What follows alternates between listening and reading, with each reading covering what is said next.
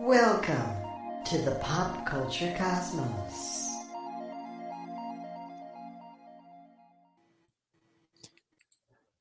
And we're back with another episode of the Pop Culture Cosmos. Thanks so much again for joining me right here at the Pop Culture Cosmos, Inside Sports Fantasy Football Game Source, of course, the Lakers Fast Break, and then, of course, everything that I do for Lakers, it is for the Fan Arc Network as well.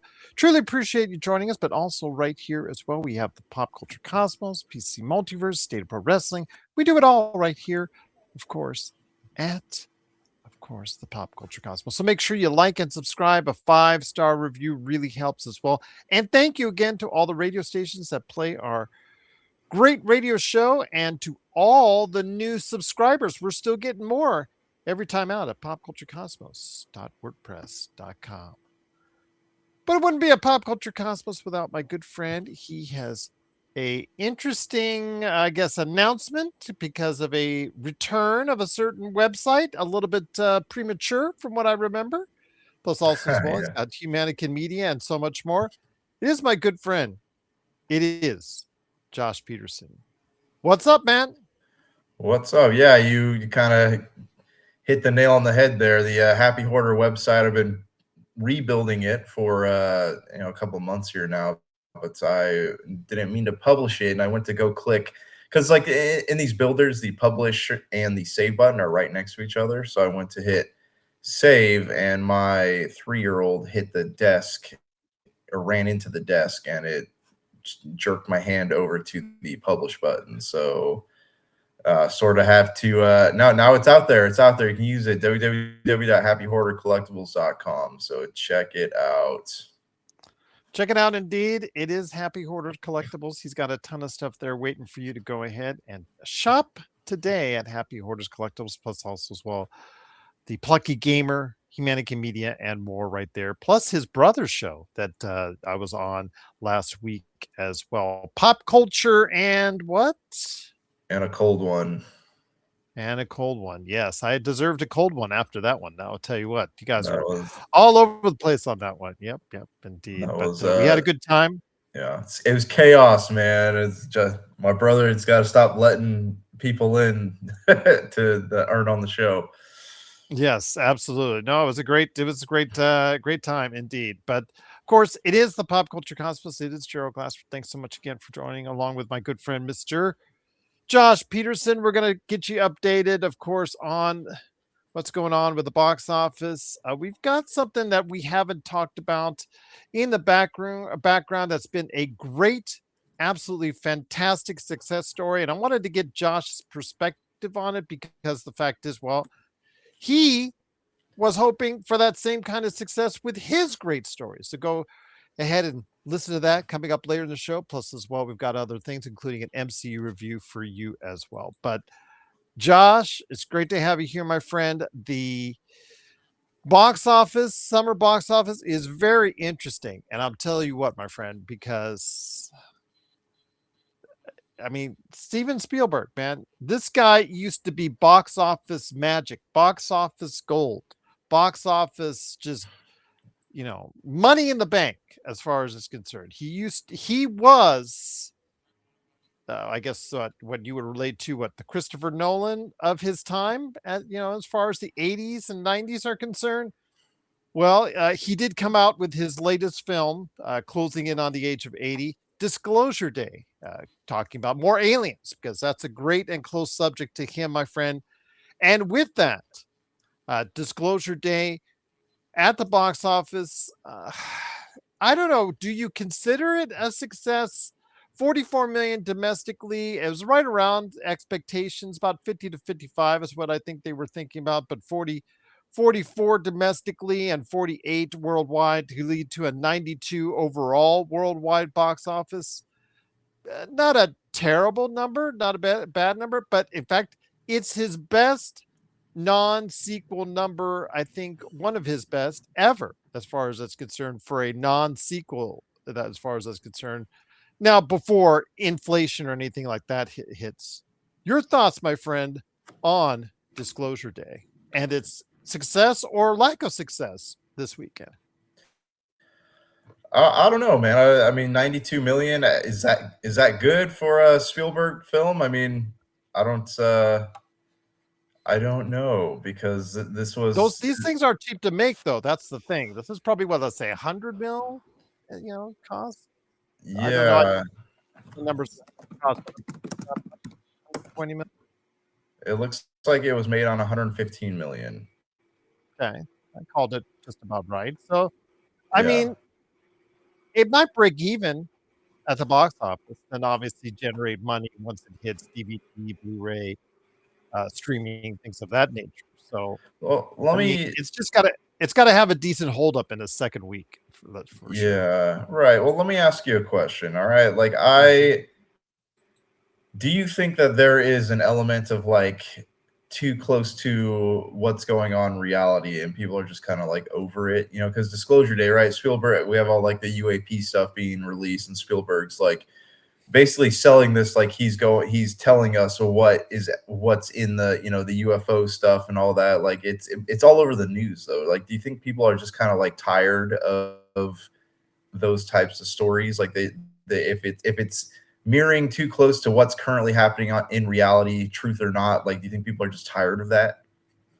I think so, but I also think it's a case of where the summer box office cannibalizes itself, and there are That's movies true. that get eaten up by it. And I think that with Toy Story 5 coming out this weekend, and what we saw earlier this month, I think it's going to be hard for a movie that gets sandwiched in between to go ahead and have an expectancy of life. It's got okay reviews, but Yeah. look at a smaller movie that got reviewed better than Disclosure Day. The Furious. I don't know if you know about it, but the Furious, as I guess remnants of the Raid and the Raid Redemption. It looks good. It looks really good, and it got outstanding marks. It's actually one of the top 5 highest rated movies of the year critically on Metacritic, but it didn't get a snowball's chance. And you know what, as far as the box office, I think it got to ninth with about just over 2 million domestically here at the box office. So it's not going to generate too much at the box office. It's going to be one of those, oh man, you got to catch it, those underground cult hits that might generate enthusiasm for the next 5 to 10 years. But unfortunately, it's not going to go ahead and get enough in its initial run in the theaters. Yeah. Yeah, that's a good it's a good breakdown of it, because it is sad, because like, look, we do have a lot of movies out right now, right? I mean, there's been, you have Masters of the Universe, you had um, Project Hail Mary, just a lot of movies coming into the theaters one after Scary another. movie. Scary movie, and people just can't, people can't afford to go to the movies every weekend. So I mean, it's a very fair point. Just want to let you know you got an air. We've been on an air gap for a while. I didn't let you know earlier, but while you play with that, Oh so but no. you're good. You're good. I've been hearing you the whole time, but yeah, you got that air gap going on. I'm hearing the background noise, but Is that better? yeah, that's better. There you go. Sweet. Okay. You can fix it on the fly. There you go. No, Better than me just plugging in stuff all the time. But with that though, my friend, when it comes to what you're seeing with the box office, you mentioned Scary Movie and Masters of the Universe, and both of those movies in their second week, like we talk about with the cannibalization of movies week out, week in, week out, week out. Master of the Universe and Scary Movie both declined by 70+% in their second week. So a Scary Movie is going to make a profit still because it didn't take much to, Cheap. relatively speaking, it's relatively cheap. It's like a 30 to 50 million dollar. It's, I think, for the production on that one. But for Masters of the Universe, Amazon is taking a bath. It's taking a bath and it's taking however much money they're going to make after Project Hail Mary, they're going to lose it with Masters of the Universe. I know we talked about this last week, but I wonder like what the reasoning is. Like, is it just because it's a franchise beyond time right now? Like the people who are interested in going to the movies aren't necessarily interested in this property. Is it too old, or is it just I I don't know, man. What do you think? Just ballpark it for me. I can tell you with that, we talked about it a little bit last week. It just didn't make it cool. They Yeah. made it too humorous, like Love and Thunder, but Love and Thunder is a product of its time. When we were praising it for the jokes and the Taika Waititi style of directing on it, when they went to Love and Thunder, excuse me, Thor Ragnarok. Thor Ragnarok. I'm sorry. Let me go. Thor Ragnarok was a product of its time. Everybody loved it. They loved the humor. They loved the all the fun in it. And then they Taika Waititi tried to do it again with Thor Love and Thunder, and it didn't meet that same kind of satisfaction because it was years later and it just didn't seem to hit that same note. Masters of the Universe seems to try and hit the same note as far as trying to be very humorous in its presentation to try it and make itself hip to it today's marketplace and a new generation, but it just is not packaged well because the one thing they didn't make hip and they didn't make attractive and they didn't make someone that they're something that they could promote was Skeletor. And Mm. it's not Jared Leto because he's just told to go ahead and voice it however, that he's told to voice it. They didn't make it cool. I mean, the Skeletor in the memes that are all over the place on Facebook and social media that I see, and the Skeletor that ripped it up in Geico's best commercial ever. That's the Skeletor that was needed in Masters of the Universe that could have had people talking. Now, would have been enough to save this movie from being in the red ink? No. But at least it would have been able to generate more enthusiasm, I think, from a younger audience. So they were essentially They making a Frank movie. Langella did. They Yeah, used the well, same that mentality that worked in the that they thought would work in the 80s, and it did have the same effect here 40 years later. yeah, they're trying to make, yes, and they ended up I guess putting off both new fans and old fans of the franchise. I guess that I could see that. Yeah, absolutely. I just again should have just made it as campy and as corny and as slick as they could as far as is concerned. I know that those three don't usually go together, but campy, corny, in the way they presented it. As far as the cartoon was back in the day, they didn't. They tried to make it serious in the 80s and it bombed. And this time they tried to make it serious, but with the ton of humor added on, and that didn't work either. So again, this is a property that hopefully we could go ahead and put to rest. I'm sorry, Rob McCallum. I love. I mean, I've enjoyed He-Man a lot. I watched it as a kid, but this is obviously a IP that is not going to resonate with a audience of Gen X, excuse me, Gen Z and Gen Alpha. Yeah. Seen better days. It has seen better days, but to your satisfaction, what we talked about last week with the Super Mario Galaxy movie is now over Over a a billion. billion and 1 million. It's 1001. It just barely made it, my friend, as it's getting the last pennies from the box office. But the other thing I wanted to go ahead and mention again, the other new movie that didn't work out that well, Stop That Train, did not work out as well as Ninth and 10th. But Michael is now the all-time leading music biography at $932 million. So I think you were thinking that it was going to head in that direction, my friend, and it did. I saw that it is available on VOD now on Prime. So if you don't want to go to the theaters to catch it, I mean, you should, because I mean, how cool would it be to see another movie cross $1 billion here? But yeah, you can also watch it at home if you want to now. So let me ask you this: TJ and I went over our favorites, the best and the best of what we thought of Steven Spielberg's movies. I wanted to also get your opinion of it. Disclosure Day, again, a solidly rated film. It's not bad. It's not great. Emily Blunt, though, is being praised for her performance in this. She is carrying this film to whatever success it has. She is getting universally praised, and there's even Oscar talk about for her. But Right. Steven Spielberg's direction, they say, is good. He's just, it's there. But again, overall, it's um, rated as a just above average, 7 out of 10 type of movie. But be that as it may, I think that he still has more left in the tank to go ahead and offer. Where would you suggest, before we get into your all-time favorites with Steven Spielberg, where would you go? Where would you tell him, or where would you suggest to him that he should go with some of his final selections or his next selection? Because again, at 80, he doesn't have that many probably left in the tank. Oh man. I'm trying to think here because I think I think he should be done with Aliens. wait, sorry, is Spielberg? Yeah, Yeah, Spielberg. Where would you guide Spielberg next? World War II, Aliens. I would probably say neither of those. I think he's done fairly well with those two.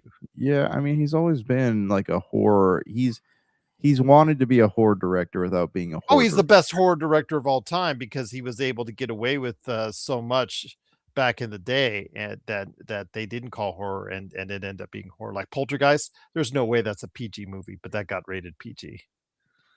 Yeah, it wasn't Poltergeist was like the cursed one, right? Where they like had someone accidentally had like a real cadaver on set, a real skeleton, and everyone kept getting sick. Was that the movie I'm thinking of? Yes, but Poltergeist, Somebody accidentally like ordered like had a real skeleton on there, like and people kept getting sick on the set. Like it was a weird one. Anyways, yeah, I mean, I would say, by the way, he didn't direct it, but he did direct it. He wrote the story for it, and many people will tell you that they think he shadow directed instead of Toby Hooper, but I'll just leave it at that. got it. Yeah, I would tell Spielberg he's good at making spectacle films. And I think this is why he's always like not just straight up made a horror movie before, but I would be really interested to see what he did with a straight up horror movie. Well, again, you and I both, but he has made so many great films over the years. And again, Poltergeist, even though he didn't direct it, a lot of people say he did direct it, but again, to me, with what he's doing, with Jaws, with Indiana Jones and the Temple of Doom, stealing the heart out of the guy, Indiana Jones, Raiders of the Lost Ark, the last scene with the the taking, as far as is concerned, the Ark of the Covenant and opening that up, and yeah, you saw the effects from that. Yeah, he managed to put tinges of horror in his own movies over the course of many years. War of the Worlds, for instance, that had a couple of really tough scenes in it as well. So he manages to go ahead and walk that fine line. So yeah, I'd say in a horror movie. I would say a straight out horror movie. I want to see what he would actually do it on. Yeah, I'd be really interested to see that. Absolutely, indeed. But before we go on and finish up the box office report, do you have a favorite movie of Steven Spielberg's in mind? Like this is gonna sound like a cop out, but like I think Jurassic Park will be forever my favorite Spielberg film. It's because it's magical. It's just like pure magic. Does it still hold up today? Because remember, that CG was cutting edge and everybody was oohing and awing back when it came out in the 90s. But does it still hold up today?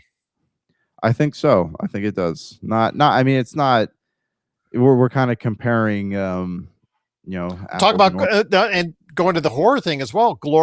That's a glorified slasher movie. Yeah, pretty much. Like he really wanted it to be. Picks off the people one by one. Yeah. No, I mean, it's not like cutting edge CG, but it almost looks like, if you go back and watch it, it almost looks more real than some of the modern Jurassic Park ones, which are all CG. Like it looks more grounded, and I think for the sake of the film, the dinosaurs in Jurassic Park 1 actually look just a tad, in some instances, right? The raptors are a thing too far, but like the far away shots of like the dinosaurs, the practical effects, like it looks just a tad bit more real to me than these bigger Jurassic Park flicks of today. Well, again, I don't know if you're going to consider it a success. I mean, if you base it off of rate of inflation, this is not going to be one of his bigger releases. But you know, I guess in the old PR mode, they're trying to save it as his biggest non-sequel ever.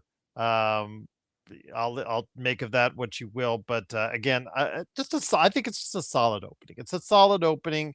Maybe average, maybe right there as far as it's concerned.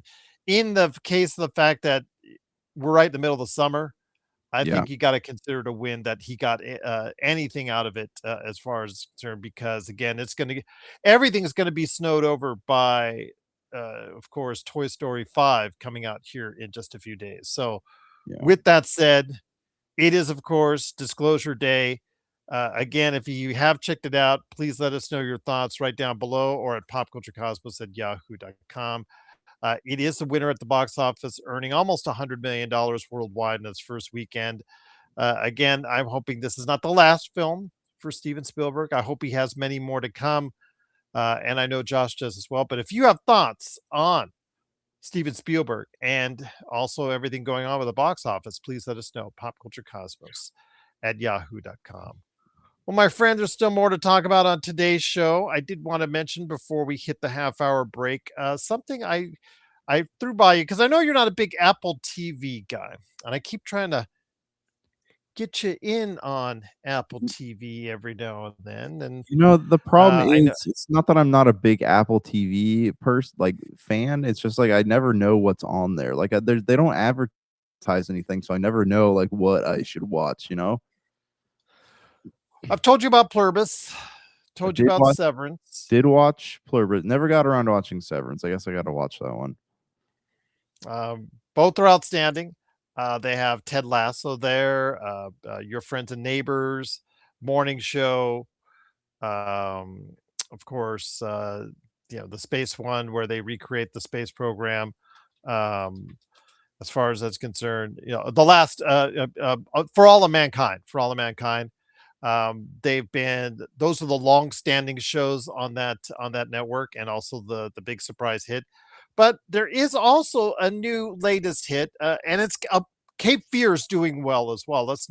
I talked about Javier Bardem reprising the role of Robert De Niro, made famous in the Brian De Palma version, the movie version. This is a series version with Amy Adams and of course Javier Bardem, and I've heard it's got pretty solid reviews as well. And Javier Bardem, if you watch that trailer, is pretty freaky with that laugh of his as well. I've got that in my brain on one side, and I've got the girl from Obsession. By the way, Obsession in its 5th week only dropped 19%. Again, just people still want to check it out. It's crazy. She's telling me, I love you so much. And I'm just like, oh my God, it's in my brain now. But be that as it may, of course, Cape Fear, if you get to check it out, it's ongoing right now. But also, I do want to mention the big hit, the surprise hit of this summer streaming season is not on Netflix. It's on Apple TV, and it's Widow's Bay. It's it seems to be a smash hit. It seems for them, again, they seem to get these one every 3-4 months, and this is a big one for them. It's been critically lauded, and I'll tell you what, it's got some really backing on it. They've already been approved for season 2. It stars Matthew Reeves, if you know him from The Americans. He comes in there as the guy who takes over, I think, the mayor role of a small town that he wants to turn, a nice seafaring northeastern type town, and in New England, and he just wants to turn it into, what seemingly a picturesque place, wants to turn it into a tourist hotspot. But upon his arrival, he understands that there's something weird going on with the townsfolk and the past, the history. It's haunted and things of that nature. And he's the only one that's trying to bring sanity and saying that's trying to find clarity out of this as far as not being haunted and trying to deny how freaked out everything that's going on with Widow's Bay is. But again, I know you haven't had a chance to see it, but I hear people and see people raving about it. And again, Widow's Bay, I think, is a show people need to check out. Okay, all right. So there is a supernatural element to it. Oh yeah, yeah, yeah. It's Okay. it's creepy, man. It's creepy what I've seen it as far as it's concerned. Yeah, it's got a lot of people talking. It's got not a lot of death in it, but it's got some deaths, it's got some weird stuff going on. It's got some ghosts, got some paranormal stuff, and it's got some I guess it's sprinkled in with a little bit of comedy as well, as far as people seem to like it. So with that said, Widow's Bay is, I think, a show that you got to check out. Again, another of these lines of hits that Apple TV Plus seems to get. It just seems like you said, you don't see much in the way of advertising for Apple TV Plus. You get Netflix, and HBO Max, and now Right. Paramount Plus with their UFC stuff, beating you over the head, pun intended. But then there's Apple TV Plus. Again, I don't know if it's making any money for them. Yes, they can still afford it. They're doing okay financially, but man, they've got all this under the radar stuff that I think if somebody just toots their horn a little bit louder, who knows what would happen. Yeah. Yeah. I mean, like the shows I found on there have been good. I watched Invasion. That was pretty good up until the last season, and then they've got some decent movies I've watched on there. My wife has watched a few things on Apple TV, so I mean, it's good stuff. They just need to let people know that it's there. Like to let even when you open up iTunes, like have some banners going across the screen. For goodness sake, man. Absolutely, indeed. So again, if people give any, or somebody asks me for a suggestion, because I had my brother-in-law asked me last night if I had Paramount Plus because he wanted to catch the UFC fight, and I'm like, no, if it right now I don't have the allotment to go ahead and get several different streaming sources. Let's just be honest here, and a lot of us don't. But if I have to choose a couple, I guess Netflix is one because it's Netflix. And someday they haven't had the greatest and strongest of years, Josh. So kind of starting to think about Netflix a little bit there. HBO Max has been hot and cold as far as the stuff that they had, which has been really, really hot, like The Pit and now House of Dragons. That's coming up next week, as far as it's concerned. Or if they've just hadn't had some stuff that I've liked. Or Amazon Prime, which they've had a pretty good year, Masters of the Universe notwithstanding. So they've had a pretty good year. But there's that one thing, Apple TV Plus, man. It's like a little bit of a, not the main course, but an interesting appetizer because they're always giving you like little tidbits now and then. Yeah.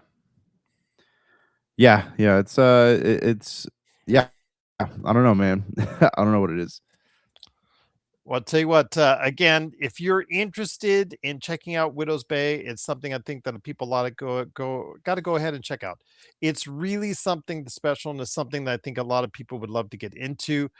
Plus, of course, they've got a ton of other great shows in Apple TV Plus. I am once again tooting their horn, toot, toot, toot, toot. You notice I didn't even talk about Peacock, which I probably will be here in the next half hour because we're going to be talking about Dungeon Crawler Carl here as far as they're concerned. So we'll probably be talking about that here in a second. But if you're interested in a channel with some really good high-end programming, highbrow programming that I think you'll like, go ahead and check out Apple TV Plus. If you're a big fan of Widow's Bay, which has been a sleeper hit for Apple TV Plus, let us know your thoughts. popculturecosmos@yahoo.com. Well, 1/2 hour down, 1/2 hour to go here on, of course, the Pop Culture Cosmos. It is Gerald Glassford along with my good friend, Josh the Great Peterson. We are here talking the best in pop culture. What's moving, what's shaking, what's the news, what's the trends. And Josh, coming off the not E3 time period where Nintendo, Xbox, PlayStation showed their wares, the PC gaming show, Indie Fest, Summer Game Fest, all that good stuff came about. All these games got announced, or all these games got updates, or all these games got talked about during the course of the past couple weeks. Right after, I appreciate the honesty in what she did, but I also think it was like a buzzkill. Now, I think that I don't know if it was actually meant for public consumption, but if she's sending it to the team, which she was of Microsoft of the Xbox, then somebody's going to send it out. So I have a feeling when she sent this, she knew this was going to get out. So she made a statement about 3 or 4 days after the Xbox showcase, coming off all the momentum from that. And I want to hear your thoughts on this, my friend. She made a statement to the Microsoft team. Dear team, today I began my role as CEO. First grade, thinking the future. Okay. Actually, that's the wrong one. She talked about as far as when she took over, but she also talked about the statements as far as how well or not so well it's doing right now, with a 3% margin, I think, being the biggest eye-opening thing. Right now, they're running at a 3% margin. Your thoughts, my friend, while I try to go ahead and dig up the statement that she made. Again, it has led to a great speculation about the Xbox IP being spun off. The actual CEO of Microsoft himself said, we've given this company, it's paraphrasing, we've given this company 25 years of subsidizing. At some point, it has to pay off, or, we're looking at other things with it. So the idea of shutting it down, spinning it off, layoffs, and selling it off are all on the table, seemingly, for Xbox's future. Your thoughts on that, my friend, while I try to find her exact statement. Yeah, I guess, I mean, I didn't realize it, during the Xbox showcase, because we were all, pretty stoked on all the stuff coming out. But yeah, I mean, I guess I didn't realize how financially strained they were, and this is probably why Phil was trying to put games out on multiple platforms. But yeah, I mean, I understand. I don't understand. Like, I understand because, yes, I know you need to turn a profit to make something worthwhile. And a 3% it's 3% profit margin, right? Is that what they're talking about? Yeah, she did. She said the fiscal year ended with accountability margin of about 3%, down from the previous year. Excluding Activision Blizzard King, Xbox has spent over $20 billion in the past 5 years on content, platform, and hardware subsidies, but annual revenue, excluding that acquisition, has declined by nearly $500 million. Yeah. Well, I mean, look at it too. Like, they bought up probably over 80% of the gaming industry, right? With, as far as like developers go, a lot of these have been really slow to put content out to market. You have a they've shuttered a lot of studios. So I mean, I feel like this investment, this, like, hey, let's buy up all these companies, I don't think it's really paid off for them. And again, this is why I understand why Phil was trying to, like, put stuff out on PS5. The big question here: has Xbox dug such a big hole for themselves that they can't get out, and the only way forward is for Microsoft to either dissolve Xbox or sell it to somebody? So with that, my friend, again, I want to bring up some more bullet points. I was able to find some bullet points on that as far as what she had stated in that statement to the Xbox team. She acknowledged that Xbox must confront hard truths and avoid repeating past strategies that failed to deliver results, like everything is an Xbox. That I think was really poorly executed and poorly navigated, and the message was really just uh, done very, very poorly, to keep on putting the poor in there. She talks about the hardware crisis and about the hardware components shortage. She talked about the cost doubling since she took over, and projected to rise to 5 times pre-crisis levels by the 2027 holiday season.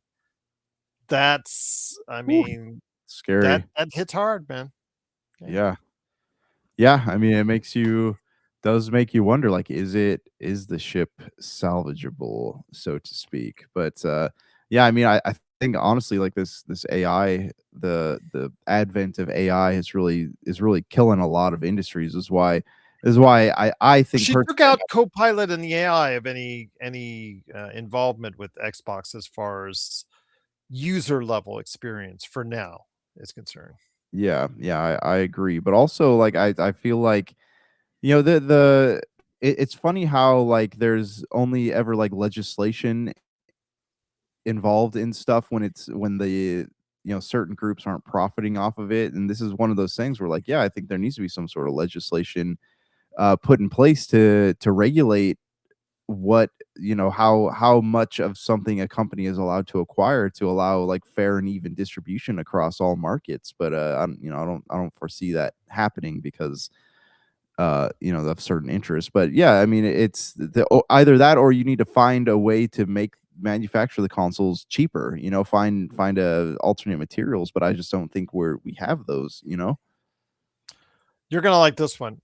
She talked about that the company had overextended in meeting live service, subscription, and device demands, and had not adequately funded its major franchises like Gears of War and Call of Duty to compete. Although maybe you could throw Halo in there as well. But Yeah, Halo is still treated like, I got more thoughts on that later, but go ahead, man. she talked about the strategic. Well, let's get to overextension before I go to strategic shifts.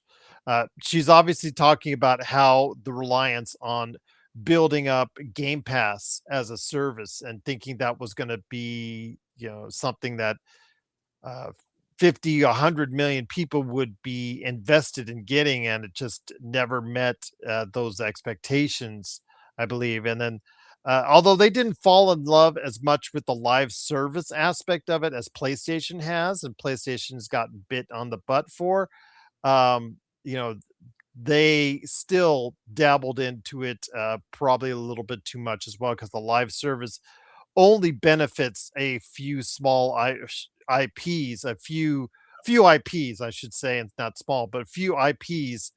And it's rare that another live service game these days actually is able to go ahead and prosper from it. So I think that that's a realization of where the marketplace is now. And again, it did affect adversely the development of games like Gears of War, and how Call of Duty became just another series, and ended up, instead of every year gamers would look towards to, just became another game.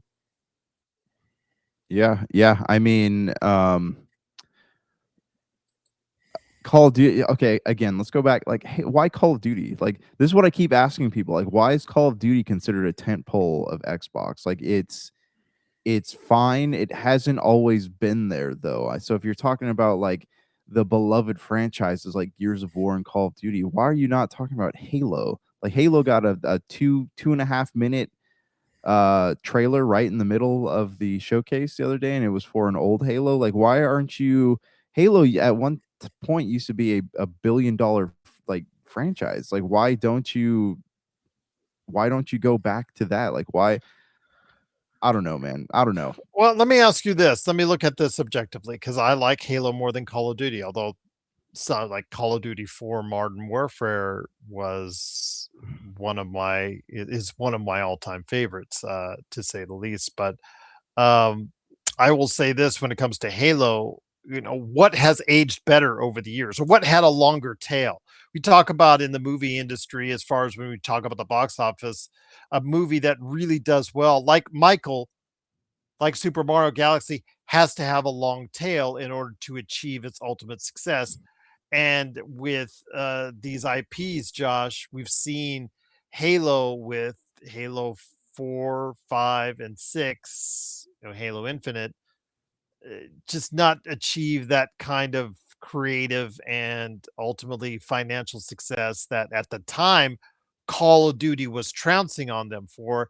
Now, Call of Duty in recent years, especially this last one, this Black Ops 7, has really not performed to their expectations. But is it either easier to go to the well of Call of Duty because of the fact that it's still a multi-platform game then count on Halo, even though Halo is the IP that defined originally for many years what Xbox is all about. Yeah, yeah, exactly. Like I don't understand. I mean, I understand and I don't understand it, but like it show love to it though, you know, because I feel like that's people want that. People want that. You want to make sure the hardcore Xbox fans stay with you. You put love into the things that they love, and they will put love into Xbox in return. And I know a lot of people are happy now that Gears of War E-Day is exclusive. And I was thinking, like, I was happy originally with myself about it, but then I'm thinking, well, what long-term plans do you have for the Xbox? Because if you had long-term plans for Gears of War, you could just pop in E-Day as a multi-platform and Halo Combat Evolve as a multi-platform to give PlayStation owners a taste of what it was like that never played Gears of War or Halo, and then just continue the series on Xbox from there. I don't know. Just throwing that out there. I was thinking about that the other day because I was really excited about Gears of War being exclusive, and then I'm like, but that still means that nobody on PlayStation will or Nintendo will ever play a Gears of War game, and I don't know if that's necessarily a good thing. Yeah, well, I mean, they did put Gears of War out on PS5, the first one, earlier this year.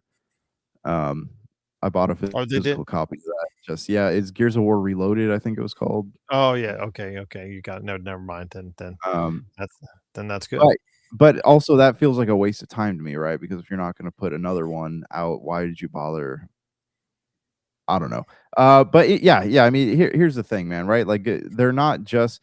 I feel like they're operating with a 1 foot in the grave, 1 foot in the present type of attitude right now, right? Like Xbox could be done, but we're gonna try to keep it going. You know, it's that attitude. We're like, oh, we can always fall back on closure. You know, and they're not only having to come back from a financial standpoint, but it's also like narratively, they have really messed up a lot of the franchises that we know and love. They've kind of not given like look at Gears of War. Like like E-Day. I'm glad EA is coming out, but like we're probably never going to be able to finish that last Gears of War trilogy because the stories got so messed up. Like who let me kill my protagonist. Like essentially what they did with that, they have to develop two versions of the game now because depending on whether you chose to have JD get killed or the other guy get killed in Gears of War 5, right? So now like that's more money. Halo, they like I don't know why the whole Cortana thing like just completely blowing over the story with the Forerunners. Like that was a really incredibly foolish. Like, hey, in order to understand what's going on, you have to read 20 books in between one Halo and another. Like that was stupid. You know, there's a lot of bad choices just like in how the games were made too. It's not just a financial thing.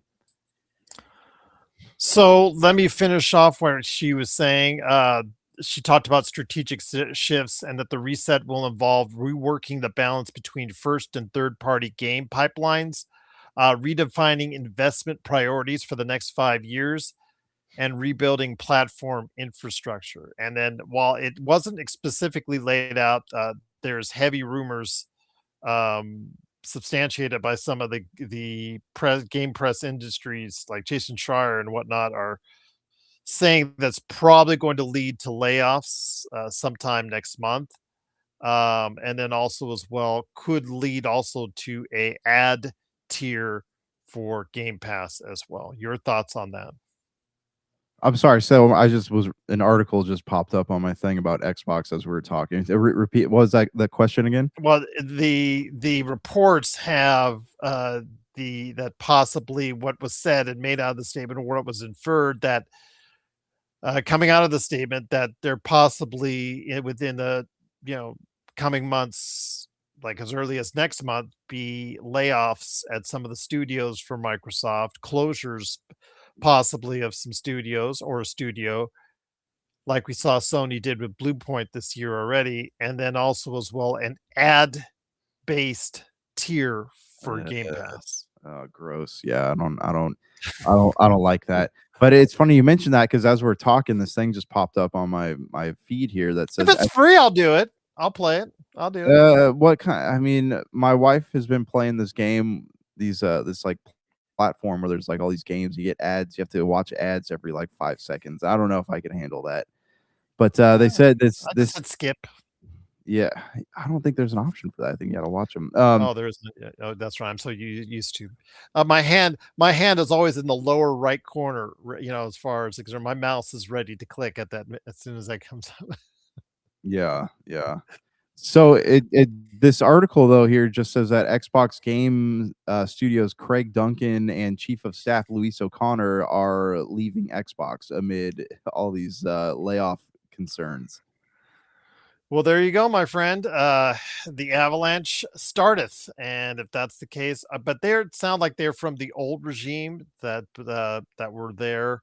Like you said, Xbox Game Studios boss departs amidst growing concern. Like you said, over. I see that on IGN right now. So with Craig Duncan and Louise Connor, Yeah. they headed up for more than 10 years. Yeah, it looks like they're part of the old regime, and they are looking like they see the writing on the wall that there could be a lot of changes coming soon. Yeah, yeah. I mean, either yeah. Is this is this are they prophesying what's about to happen here?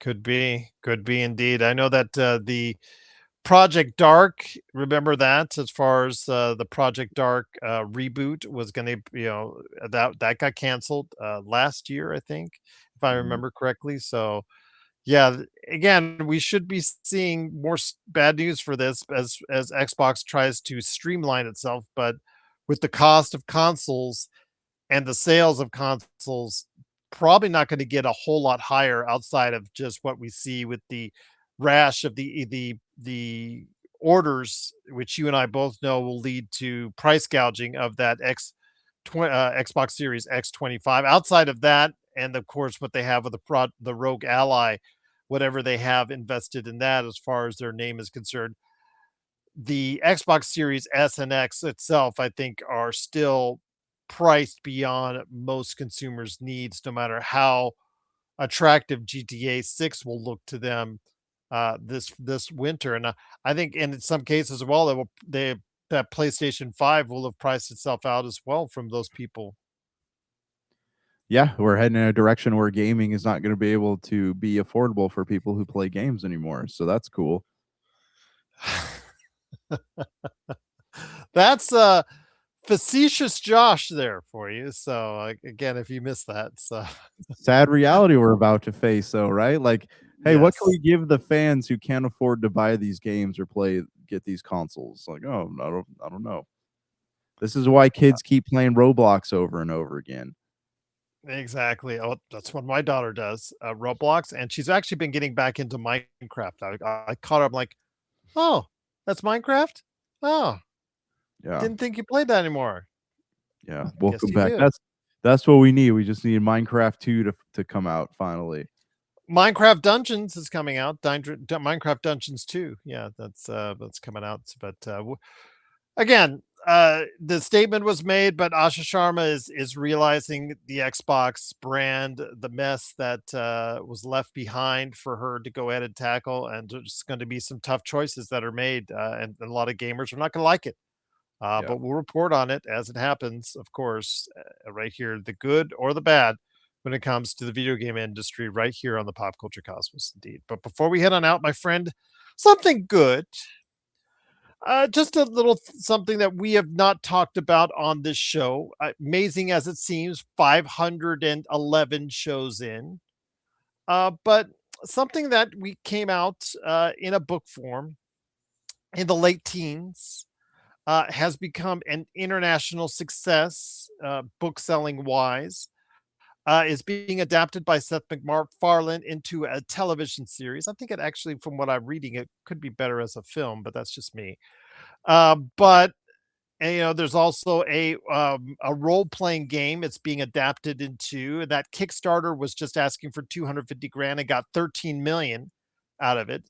And that's Dungeon Crawl Carl. That's Dungeon Crawler Carl, as far as it's concerned. And so, with that Dungeon Crawler Carl, with him and his ex-girlfriend's cat, which is sentient and can talk and do magic and all sorts of cool stuff. If you read the audiobooks itself are really, I guess, well done to the point that a lot of people are just really incited about being part of the Dungeon Crawler Carl pantheon and how well it's done. But I wanted to get your perspective as someone who has self-published his books and was hoping for that same kind of success, and from what I read, deserved that same kind of success from what I read, because I thought they were very well written. And with that said, there is someone in the original author for this, as far as is concerned, who actually did self-publish this in the very beginning and still does to some extent with the audio end of it. Your thoughts, my friend, on Dungeon Crawler Carl and the success and continued success. He's closing in on his 10-book series for Dungeon Crawler Carl. The last is going to be like a two-parter in 2 different books. But your thoughts, my friend, on Dungeon Crawler Carl before we head on out. It's funny. I had a friend who was like reading my book, and they were saying that so this whole thing, I forget what, but I think it's not Matt Tor. Dinneman is the author, by the way. Yeah, that's right. But so it's not Tor, it's a different book company who is really like pushing the lit RPGs, right? Like, oh, lit, but no, it's like it's literature RPGs where it Yes. tells a story, kind of like what's that anime style that's really popular today, the isekai anime, where it's like talks about I think someone, it's isekai. yeah, where someone gets taken to another world and does stuff. That's kind of what the lit RPGs are, where it's like you're gaining levels, like solo leveling, right? You're gaining levels. Are you talking about Ace Books or Royal Road? Because they're both involved with this as far as publishing it is concerned. Yeah, I don't remember. I don't want to like say something that's not true. It's like I can't remember the name of there's a whole company that was really pushing lit RPGs like at the forefront of it. I can't remember what they're called though. But this is at the forefront. I tell you, you were right on that. Yeah. So it's a whole book genre that like I personally, I sat back, I was like, that's not going to be popular, and then lo and behold, like I'm eating a shoe right now, right? Because it's like it's incredibly popular. So yeah, I mean, it is cool. Like it's I'm glad to see that this is happening, and there is there's all kinds of new frontiers in literature that we just haven't discovered yet. So good for them. But yeah, I mean, I can totally see Seth MacFarlane adapting a property like this. I've never read them personally. Like I've been in Walmart a few times. I've been tempted to pick up a copy of the book, but I'm like, man, I don't know when I'm gonna have time to read this. But yeah, maybe I'll have to check it out. Well, Carl, again, the story is about this U.S. Coast Guard veteran and his ex-girlfriend's cat, Princess Donut. I guess basically crawling dungeons, going like they did, for Dungeons and Dragons or well-known video games and whatnot, going through level by level by level as part of a reality show from a alien corporation, because alien corporations have destroyed or obliterating the resources of the Earth and also other planets as well. So yeah, it's just an interesting way of being able to tell this, like you talked about, this part science fiction, part fantasy, this whole type of genre, the lit RPG as you call it, but science fantasy I've heard it called as well. But again, this has sold several million copies as far as the entire series, and it will be coming as far as an end here in the next couple of years, because you've got the 8th book that was released just last month, and he's talked about I guess the last story going into 2 books, a 9th and 10th book for Dungeon Crawler Carl, before the series comes out and before everything else gets blown out. But it seems like it's really caught an audience, man, and it's just something I wanted to go ahead and bring up before we head on out. Yeah, absolutely. And honestly, anyone listening out there, like, if you have an idea for a book, do it. I mean, it's as we're like, I often ponder about, getting back to writing books again, I think to myself, like, oh, are people actually like reading anymore? But they are. Like, there's an audience for everything. People are reading. We're reaching this weird place in time where people are craving activities that don't involve your phone anymore. There's all kinds of studies going out about that. But like, yeah, I mean, write the book. Yeah, you got an idea, put it out there. What's the worst that could happen? I got one. Jumpin' Jack Josh. There we go. There you go. Yeah. Watch out, Dungeon Crawler Carl. We got you. Yeah. We got you, John. There you go. The Triple J is on his way. That's right. No, indeed. That's right. Let's do it. But if you have thoughts on Dungeon Crawler Carl and the success story that it is, there's a huge fan base, a growing fan base, a TV show on the way, a board game, or actually I should say an actual RPG in the way of Dungeons and Dragons being produced as well. A lot more is going to be on the way. If you don't know who Dungeon Crawler Carl is now, you'll know soon enough. Please let us know. popculturecosmos@yahoo.com. But before we head on out, a quick MCU review from you, my friend. Where are we at on the MCU review? Avengers Age of Ultron, man. I mean, there's this movie was something, and then it was nothing, and then it was something. I don't know where I stand on this movie. Like, this was the introduction of the Maximoffs, right? Or not? Is that what they're called in the MCU? Yes. But yeah, we had the They brother. were called Maximoffs at one time. Yeah, we had the brother. He died. Wanda became a big hitter in the MCU. We still don't know what's going on with her. Like, I really don't like. She lost and she gained her accent throughout the various film and TV projects. Yeah. I really don't like what happened to her in Doctor Strange: Multiverse of Madness. I felt that was a crap movie, and they really butchered her character. But yeah, we had all these other things happen with the Hulk, right? That was like this weird like love story with the Hulk and Black Widow, and then that ended up just like fizzling out and not becoming a thing. Like they were this didn't really know what they wanted to do. Like I know this was a Joss Whedon film, right? Yes. Yeah, that's right. So yeah, I don't know, man. I don't know. I didn't think it was awful. I didn't think it was great either. I think it gets a lot more like critical insults than it deserves. But I mean, it also was not a fantastic movie. Wasn't terrible. Wasn't great. Is where I stand. It's sad because it is probably until he did the series, of course, Hawkeye, Jeremy Renner's probably most afforded screen time or screen dialogue that he got outside of being a zombie in the Avengers. And I'll say that because he hated being a zombie in the Avengers. And I'll leave it at that. But just it's not very well known, my friend. It's not very well beloved, I should say. Avengers: Age of Ultron, indeed. Yeah. Sorry, James Bader.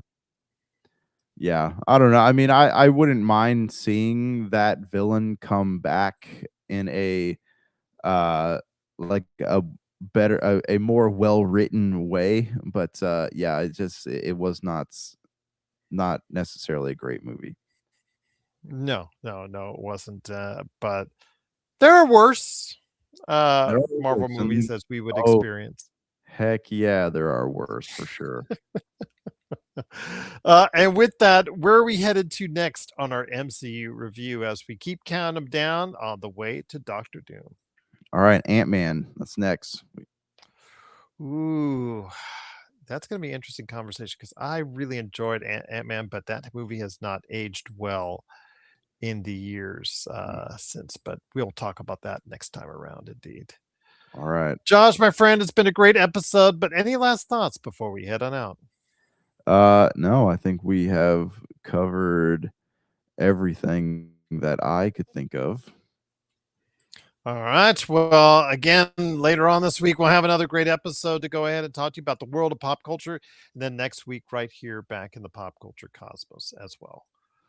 So for Josh, the Great Peterson, this is Gerald Glassford. It's another beautiful day in paradise right here in the Pop Culture Cosmos. We thank you for listening. And here's hoping you have yourself a great day. Welcome to the Pop Culture Cosmos.